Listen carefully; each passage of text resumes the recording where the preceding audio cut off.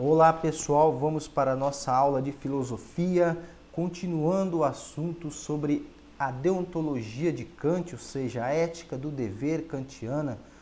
Nós vamos continuar falando sobre os imperativos, não é? Na aula anterior vimos que o bem último, segundo Kant, é a boa vontade, aquela vontade desinteressada, ou seja, uma vontade que é um fim em si mesmo. Então, na boa vontade, não fazemos algo para conseguir outra coisa, fazemos algo porque aquele algo que fazemos é bom em si mesmo. Por exemplo, por que eu devo ser honesto? É porque eu quero ser bem visto pelos outros, porque eu quero conseguir clientes ou coisa do tipo. Não, eu devo ser honesto porque ser honesto é algo bom em si mesmo, é um valor em si mesmo, certo? Então, gente, o Kant vai chamar atenção para isso, para que a gente tenha uma ação baseada no dever. Esse dever aí fundamentado na boa vontade. E para facilitar as coisas, ele cria a ideia dos imperativos.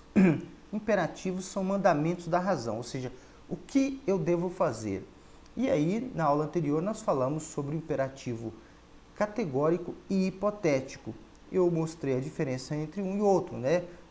O imperativo hipotético, ele diz o que deve ser feito, mas o fim é hipotético, é incerto, né? Eu devo fazer, o fim dele não é garantido. Por exemplo, no imperativo hipotético, faça X se quiser Y, né? Imagina assim, se quiser passar no vestibular, você deve estudar. Então, nota que estudar é um imperativo, você deve estudar. O fim é passar no vestibular. Por mais que você estude, não há uma garantia de que você vá passar no vestibular. Tá certo? Porque envolve outros fatores. Outros fatores estão envolvidos nessa questão, não só o seu estudar. Por isso que o imperativo é hipotético. Ao contrário do imperativo categórico, que é um fim em si mesmo, né? Por exemplo, devo respeitar. Em qualquer situação, respeitar é a maneira correta de se agir. Eu devo respeitar. Se eu quero ser respeitado, eu devo respeitar. Mas eu não respeito, não é porque eu quero que os outros me respeitem, não. Eu devo respeitar porque isso é o correto a ser feito, não é? Independente se o outro vai ser respeitoso ou não, a minha função é respeitar os outros, tá?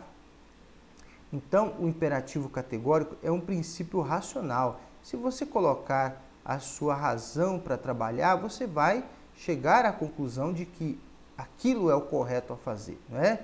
Então, a pessoa não precisa ser da cultura X, Y ou Z, ou da religião H ou coisa do tipo.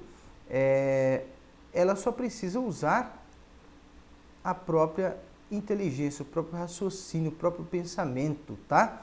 Para reconhecer que aquela é a forma correta.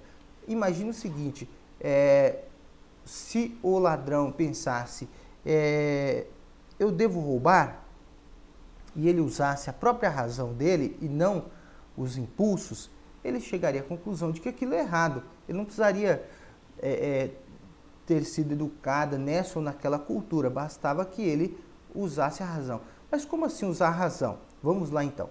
Então, o imperativo categórico, ele pode ser formulado, ser formulado porque há outras formas de formular o imperativo categórico.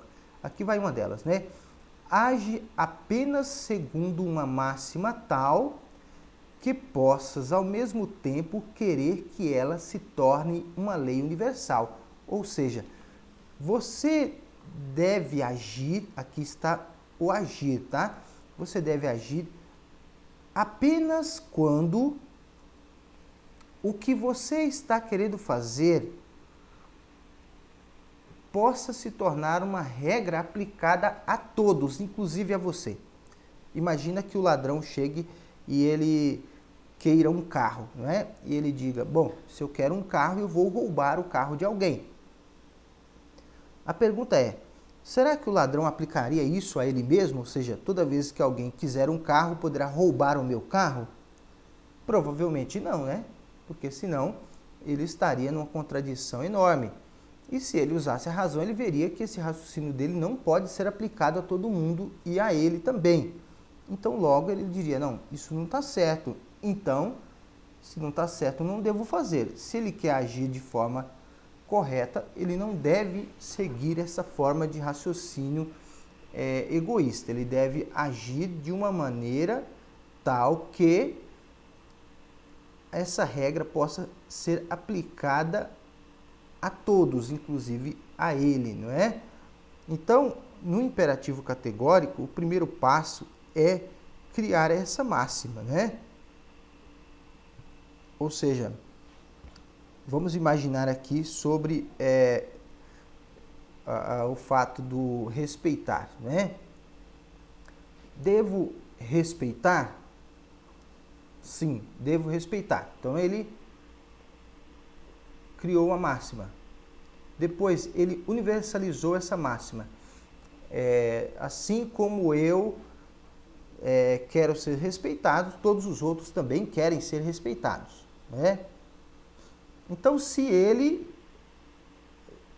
entendeu que essa máxima pode ser universalizada, então a ação é moralmente correta, ok? Se ele não pode aplicar essa regra para todos, então essa ação dele é incorreta, não deve ser praticada, tá? Imagina você, que um casal de namorados, eles se respeitem, né? Mas num determinado dia, o garoto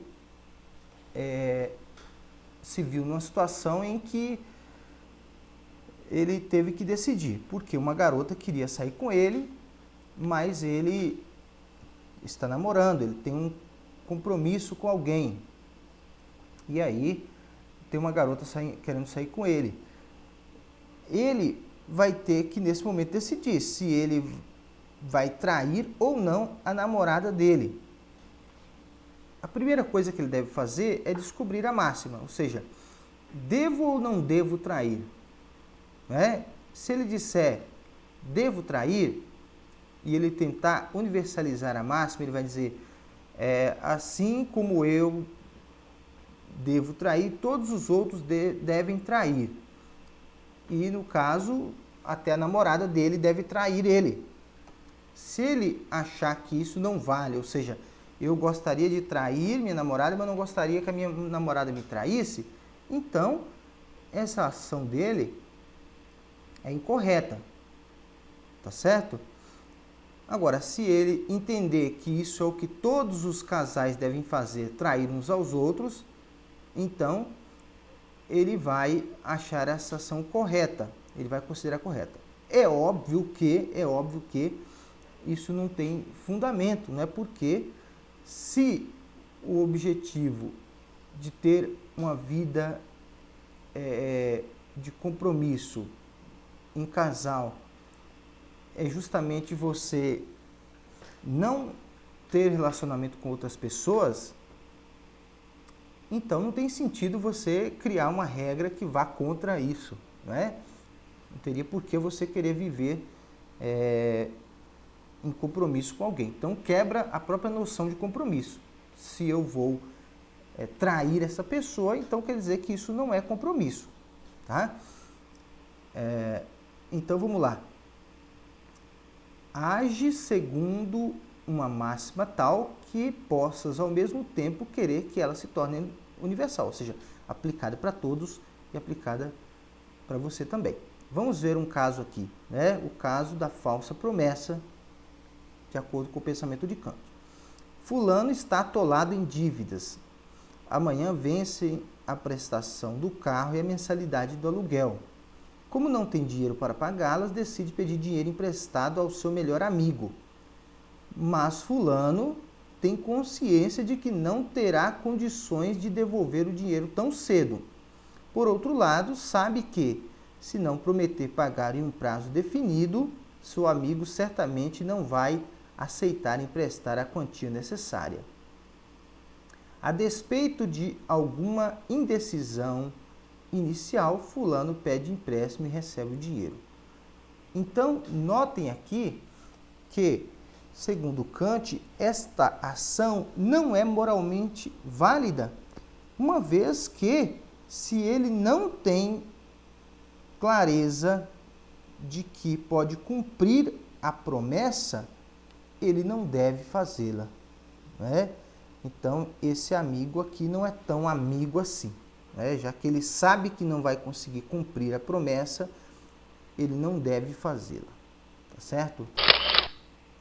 Bom, a fórmula do fim em si. O imperativo categórico, então, é um valor com um fim em si mesmo, né? Devo respeitar, ponto. Devo ser honesto, ponto. Devo ser verdadeiro, ponto.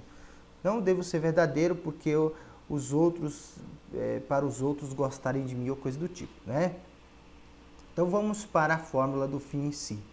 Age de tal maneira que uses a humanidade tanto na tua pessoa quanto na pessoa do outro, sempre e simultaneamente como um fim e nunca como meio. Ou seja, toda vez que você colocar alguém como um mero meio, você não estará agindo de forma moralmente correta, né? Por quê?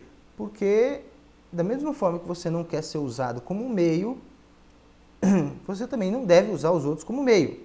Um exemplo, digamos que uma pessoa queira namorar com você e logo que ela começa a namorar com você, ela acaba pedindo para você intervir para que ela consiga um emprego em um lugar que você tenha influência, não é? Que você tenha amizade. Aí você vai lá, conversa e tal, consegue um emprego para ela. Depois que ela conseguiu um emprego, que ela está estabilizada, ela vai e termina com você. Aí você descobre que, na verdade, essa pessoa não queria namorar com você. Ela só queria usar você como um meio para ela conseguir um emprego. Você acha isso correto? Você acha que isso é válido? Segundo Kant, isto não é válido porque você estará usando o relacionamento, usando as pessoas como um simples meio. Não é que em determinados momentos as pessoas possam ser meios para algo. O problema é quando elas passam a ser tratadas somente como um meio, né? É óbvio que quando você está namorando uma pessoa, você pode de repente ajudá-la a conseguir um emprego, não há problema nenhum nisso. O duro é transformar o outro num mero meio para se conseguir algo. Dessa forma, não há sentido em confiar nas pessoas, não é? As pessoas não vão mais ter amizade, elas não vão mais ter amor uma pela outra, tudo acaba virando um meio para conseguir algo. Segundo Kant, essa forma deve ser aplicada para que as pessoas não se tornem meros objetos, tá certo? Um caso aqui muito emblemático na história foi quando os Estados Unidos, lá em 1945, eles lançaram 2 bombas nucleares sobre as cidades de Hiroshima e Nagasaki, no Japão, né? 2 cidades japonesas que foram atacadas pelas bombas atômicas. E essas bombas, elas não destruíram, não mataram só soldados em guerra. Essas bombas destruíram 2 cidades inteiras, crianças, idosos, pessoas de todas as idades morreram, as sequelas ficaram na história, ou seja, então morreram aí imediatamente, né, 140 mil pessoas e mais 80 mil em Nagasaki. Então, 140 mil em Hiroshima e mais 80 mil em Nagasaki, fora as pessoas que vieram a morrer ou ter problemas de saúde nos anos seguintes, né? Por conta da radiação das bombas. E aí, quando questionado sobre digamos assim, a viabilidade do uso das bombas, o presidente dos Estados Unidos, Harry Truman, ele afirma que os ataques foram necessários para pôr um fim à guerra, porque sem o uso das bombas, a guerra teria se prolongado mais e mais pessoas teriam morrido, né? Então, as bombas forçaram o Japão a se render rapidamente. A questão é o quê? A questão é que, eticamente, isso não pode ser algo viável, né? Porque as pessoas que morreram ali, elas não tinham a obrigação de sacrificar suas vidas, né? Na verdade, elas não sacrificaram, né? Alguém sacrificou a vida dessas pessoas para pôr um fim à guerra, né? Isso aí seria considerado um crime de guerra. Você matou civis inocentes. Então, da mesma forma que é errado o que os alemães fizeram, né, nos campos de concentração, é errado isso que os Estados Unidos fez, tá certo? Então, um pouquinho aí sobre o pensamento kantiano. E na próxima aula faremos uma leitura e análise de texto e posteriormente uma crítica, tá? Então, boa reflexão!